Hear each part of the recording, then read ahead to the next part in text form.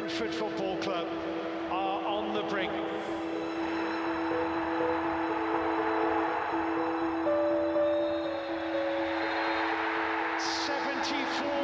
Years of waiting, Brentford Football Club are back in the top flight of English football. Brentford are promoted to the Premier League.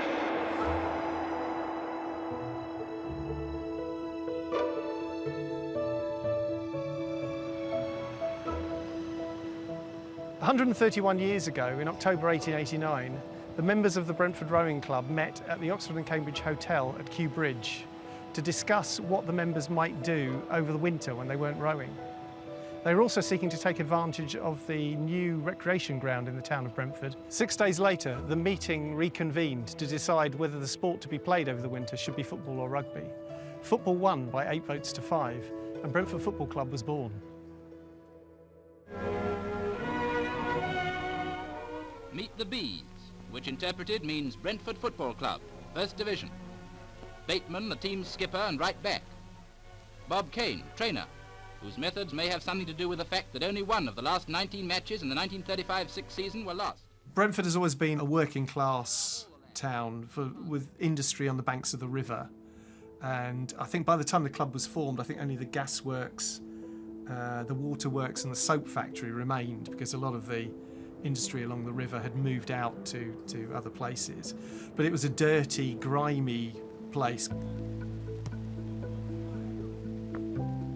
Brentford won the league in 1934-35 to get promotion to the top flight for the first time. When 1946-47 season came round, which turned out to be Brentford's last in the top division, it was a very tired club. London was a very unattractive place for players to move to. There was in view of the bomb damage, meant there was little accommodation around. It just wasn't, they couldn't attract players, and that was it for the First Division career, ending in the ultimate ignominy in their first ever home defeat by Arsenal in the Football League in the very final game at Griffin Park in the top division in May 1947. It was always kind of a quite central point in terms of places, in terms of kind of industries bringing in merchandise along the Thames. So it was quite, you know, in years of old, it was a real focus point. I think, and also you've then got the M4. So you've got the M4 flyover that comes from Heathrow going into central London, that comes right across Brentford. Another achievement in construction, the M4 viaduct. It runs from the Chiswick flyover and above the Great West Road. It's part of the big scheme to carry westbound traffic out of London with minimum delay.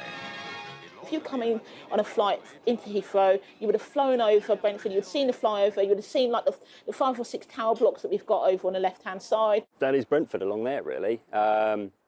We are in the London borough of Hounslow, which goes as far east as Chiswick and as far west as Heathrow Airport, just beyond.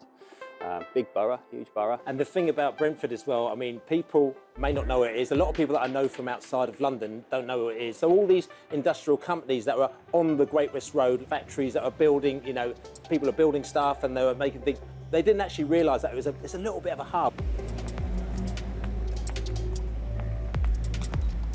We're 8 miles behind me to the Houses of Parliament in Westminster. 7 miles to Heathrow Airport. 7 miles to my right to Wembley in the north. And 7 miles to my left to Wimbledon. That's about where we are. Brentford is probably one of the most tightly packed areas for football clubs, certainly top-level football clubs. You know, we're talking first 2 tiers. Anywhere, you've got Fulham, you've got Chelsea, you've got the team up at Loftus Road. They'll say, you're not our rivals, you're just a bus stop in Hounslow. We actually ran with that and went, actually quite like that. And there was one particular fans group who created a T-shirt that just a bus stop in Hounslow. There is that kind of sort of ability to laugh at ourselves sometimes. Obviously, this is the Craft FM takeover. So you agreed to us coming and taking over the club. Delighted to have you here. We're also pretty tasty players ourselves. Yeah, I used to be a striker in my time. I had a 4-year-old boxing injury. Yeah, so he couldn't do Left it. foot or right foot? Yeah. Yeah. Yeah, both. See, and beats you. And I was striker as well. Striker as well. No, he wouldn't be a striker. Chelsea, who were formed after Brentford, 16 years after Brentford, went straight into the Football League. They were a big reason why Brentford struggled as a going entity in the early 20th century, was that Chelsea were having crowds of 50,000 turn up, and the odd 2,000 were remaining to play at Griffin Park. It's a major setback for the club, because we didn't need another club in West London at that time. There was a huge barren spell where we didn't play them at all for 40 or, in some cases, 50, 60 years. We are nestled away, we are hidden away, and that's possibly why you don't really know much about us, but we're here.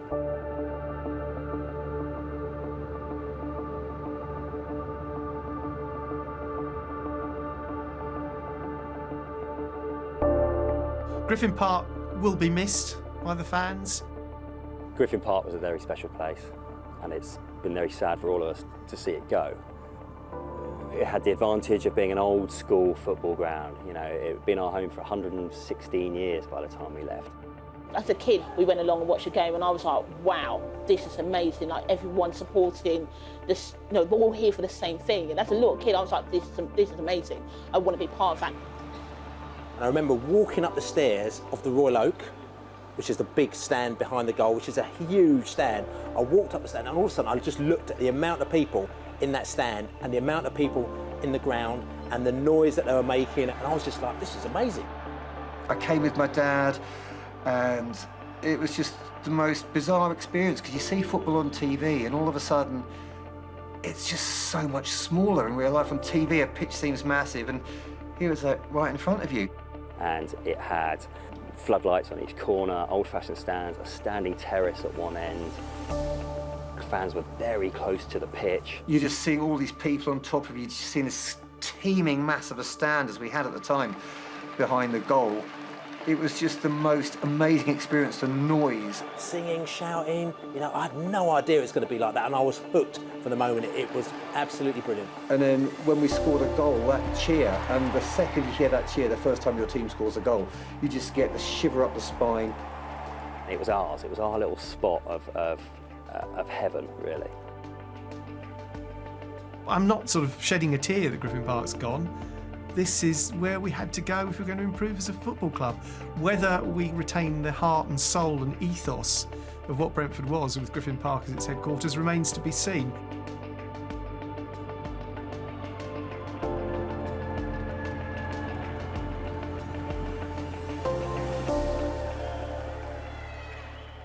Summarise what it's like to be a Brentford fan.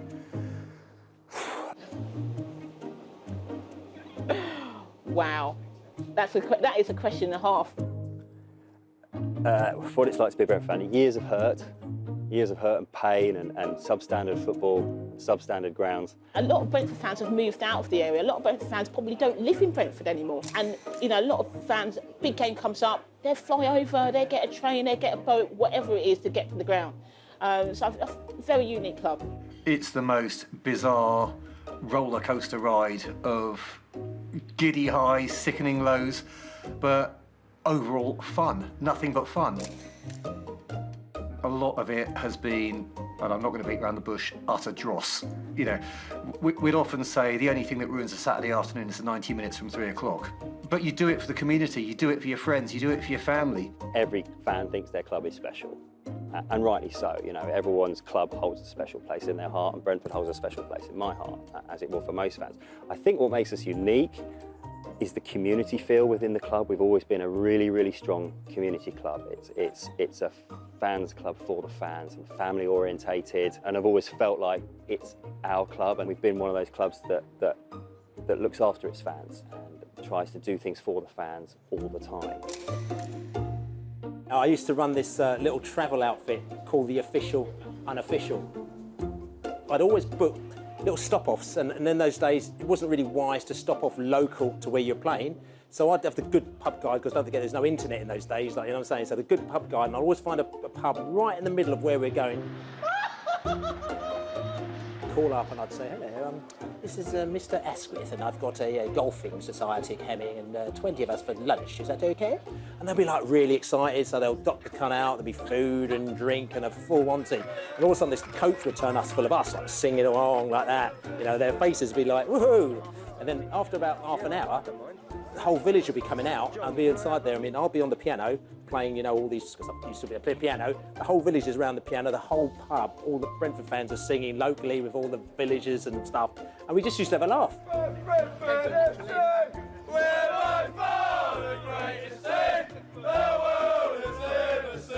Following relegation from the second division in 1954, Brentford spent the next 60 years bouncing between the third and fourth divisions, more often than not in financial trouble. In 2006, however, that all changed when a combination of fan loans, donations and the intervention of superfan Matthew Benham led to Brentford becoming the first professional club owned by its supporters. And we haven't looked back since.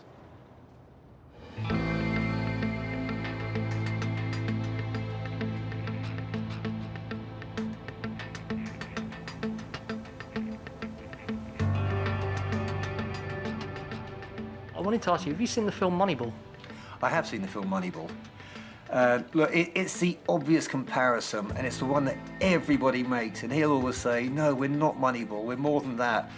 Yeah, it is kind of like Moneyball, and it's based around Moneyball, but it's a bit more than that. You know, yes, there is the statistical analysis that we do and all the data-driven stuff that we do, but what Benham and the directors of football realised was that we just can't compete in modern football existing as we were. It's frowned upon by the football purists. Oh, you can't manage things with underlying statistics. You can't choose players based on statistics. But it's not based. It is underlying it. It's a means of gaining advantage over a system which is clearly always going to favour the teams with the money. How can you get an advantage over the teams with the money? You've got to be smarter with the players you identify for transfer.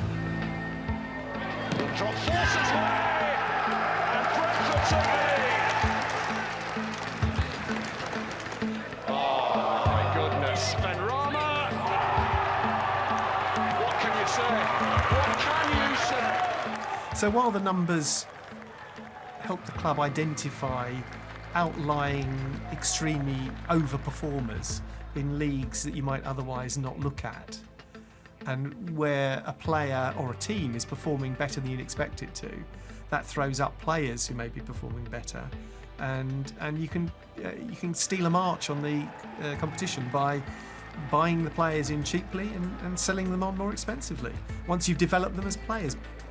The Premier League and the Premier League clubs and very wealthy organisations these days, and we were a much smaller club that didn't have anywhere near that kind of budget. So in order to compete, we had to think outside the box. And so they've brought in all sorts of ideas, one of which was scrapping the academy. So what Matthew Benham and co and Robert Rowan did was create the B team, which is a team made up of young players, sourced from all over the continent and the country, most of them from big clubs, who we felt were undervalued, underused, and in some cases discarded by these bigger clubs. But using the stats and the data, we kind of know there's a player in there. And they now come in, and the B team plays a full season of fixtures against big clubs' reserves. And actually, it was quite interesting hearing Thomas Frank talk at the back end of last season, because he said, yeah, I hear that as well, but actually you want a bit of fire, and you want a bit of fight, and you want a bit of passion in there as well. And so actually, you almost need to balance that, having that good dressing room fit. I think it's the way I think and the way I've been, how can I say, brought up in the football system. Only thinking about how I can develop the player and the team to reach a higher level, especially the players to maximize their potential.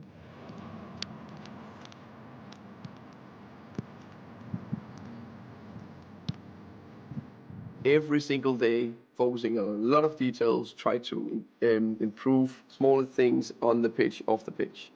With the B team, it works for us, and I think it's a very good idea.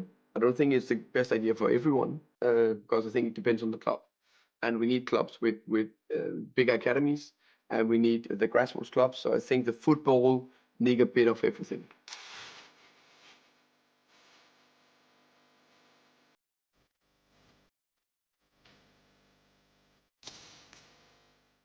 I think it's an interesting journey. So I've actually been coaching for 27 years, and the first 10 years, 11 years was grassroots academies, different style in Denmark. And then I got the full-time job as an individual talent coach, where I developed the best players in the club together with the federation. And then I went to be a head coach in Brentford. Stopped after 3 years, and then I got the opportunity to come to Brentford. But as an assistant manager, and I was a little bit in doubt. I would like and prefer to be a head coach or manager, but sometimes you need to take a chance and see the potential. And luckily, first and foremost, I got the opportunity to be a head coach here. He's the most engaging of all Brentford head coaches I think I've ever had the pleasure to meet. He's the sort of guy that will stop you in the street for a chat, you know, which is a complete opposite. Normally, you'll see a manager head down, boom, in. Thomas just stops to talk to anyone about anything, and he's brilliant. He's brilliant. We're very lucky to have Thomas Frank. He got off to a shaky start, and a lot of fans were doubting him. But over the last couple of years, he's really proved himself to be a really, really good head coach. He's a man of the people. He clearly is a great man manager. He's fantastic and honest on when he's interviewed on TV. And who else's manager would go down the pub with the fans to talk football? I think our culture is second to none. We want only good people, and we have 4 pillars we are standing on. So it's hard work in every aspect of life. We know that's important. It's all about performance. So how we measure it, how we perform well in the gym, on the training pitch, was the performance in the match. How do we analyze that? It's all about performance. It's attitude, confident but humble. And the last bit is the most important thing, togetherness. We need to have a unique togetherness on and off the pitch. I think we have a very competitive environment, but it's with a nice atmosphere. And it comes to Silva! Fabulous strike! He's not just a manager, he's like your friend. Like, he does take genuine interest in people's lives. And that is key, because he tends to let the manager know where your head's at and things like this. And like, he always asks me, how's my family, things like this, how's my son, how's he getting on, and things like this. So I feel like he's a very caring person off the pitch. You can speak with him about football, about life, about if you have issues, if you have any problems. So he's a very open person, very happy, and he brings that happiness into the squad. I think that's very, very important. Like, the first day I come in, he let me know that things I need to improve on, and everyday meetings on how I'm getting on and progression. And that helped me into the player I am today. He's always, you know, picking players, the experienced ones, the younger ones, always giving us little tips and pointers, things that you can improve on. And, you know, as a player, I think those are the kind of managers you want, ones that are always looking to get that extra few % out of you and just keep on making sure that your performances are as high as they can be. I feel like he's helped me grow into a man. For the first time I come here, he was on to me straight away. And yeah, I just thank him for what he's been doing so far, and long may it can continue. Here is Mbeumo into the box, on that left foot, goes for the far corner, and there's a goal! And Tony gets a touch, and that's 3 games running he's scored. As a player, fantastic striker. Always arriving in the right positions in the box. Cool finisher. When I first come here, he says, just be in the right place at the right time. 9 times out of 10, it might not be there, but that one time, you're there and it'll come. And then you get your opportunity to get the goal. And that stuck by me. And then from there, I just kicked on and scored a crazy amount of goals. That's 9 goals in 9 games. And Ivan Toney is never, ever going to miss a chance like that. Our playoff record was shocking, in a word. As a fan who's been coming as long as I have, I've lived through every playoff campaign, and the first one against Tranmere, we lost. It wasn't great, it hurt, but you get over it. And then we lost another one, and another one. And quickly it starts to become that real albatross hanging around the neck. And every time we think we're going to do it, and we've got the best team ever, we don't. And, you know, it became 6, 7, 8, 9 playoff campaigns over 25 years or something like that, without a single successful one, losing quite a few finals along the way, was beginning to grate. It was beginning to feel like a bit of a curse. I think I heard bits and pieces about it, but the thing with those sort of records, you know, it's not the current set of players. Those are a whole different sets of players. So obviously we knew what it meant to the fans, and just to finally do it, that will be massive for them. Going into the final, there was no doubt in my mind that it was always going to win. Always going to win. The boys' mentalities a few days before, even when we got there, I don't really see no one taking pictures because they know they're there to win and do a job. I think for once, maybe because, you know, everything with like Benham and what he's done, and we have trust in the club. That playoff final day, we were really chilled out. I felt confidence like I'd never felt in a playoff game before, semi or final. And it was weird because you shouldn't feel like that. As a Brentford fan, you just shouldn't feel that level of comfort. I was feeling confident. Obviously, we had the experience of last year, and this year we couldn't accept losing. And we were very, very confident that if we played the right way and the way that the gaffer wanted us to play, we had a big chance to win the game.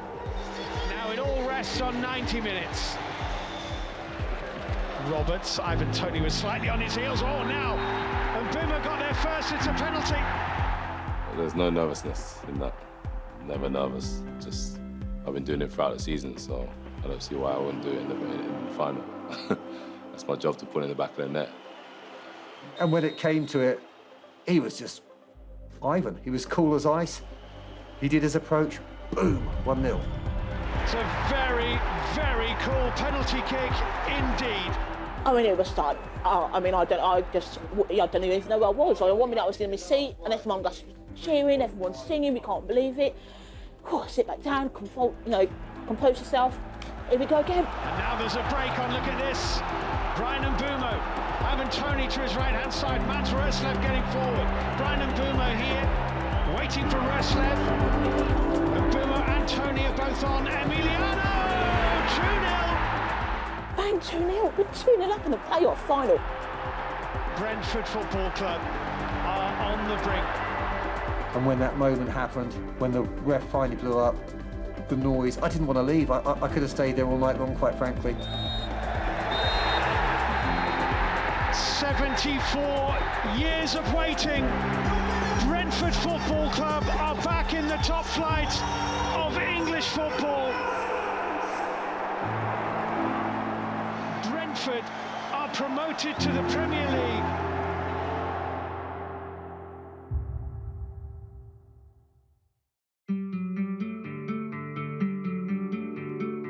I cried my eyes out. I couldn't believe it. I just felt like it's the most amazing feeling. Honestly, people were crying, everyone was cheering. The players couldn't believe it. It was sheer unbelievable, absolutely unbelievable feeling. I was just a man standing there crying, hugging random strangers at the final whistle. I can't quite put it into words what it means. I think initially there was this overriding sense of relief. It's like, we've done it. And then amazement, it's like, we're in the Premier League. We're Brentford. We're in the Premier League. You know, we've done this. This is amazing.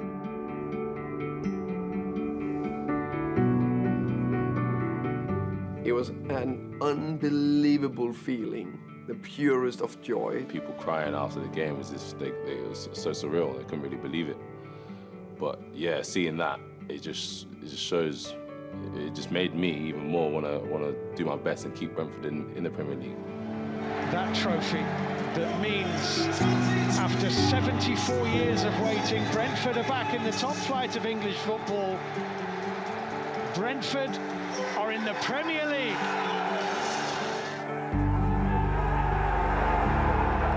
We're not a team to just go into the Premier League, have fun, play against the big teams, and then go back down.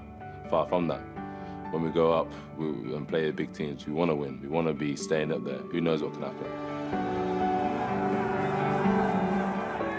Been a fan 10 days ago, and he said, thank you. I've been a Brentford fan for 35 years, been here when it was the lowest of low. Now we're in the Premier League. You've done so much. And you know, it's not me, it's the players, it's the staff, it's all of us together. But I get definitely the sense that this is massive. To me personally, the promotion is a fulfilment of a life's ambition. So, my dad was at the last First Division game. It's ridiculous.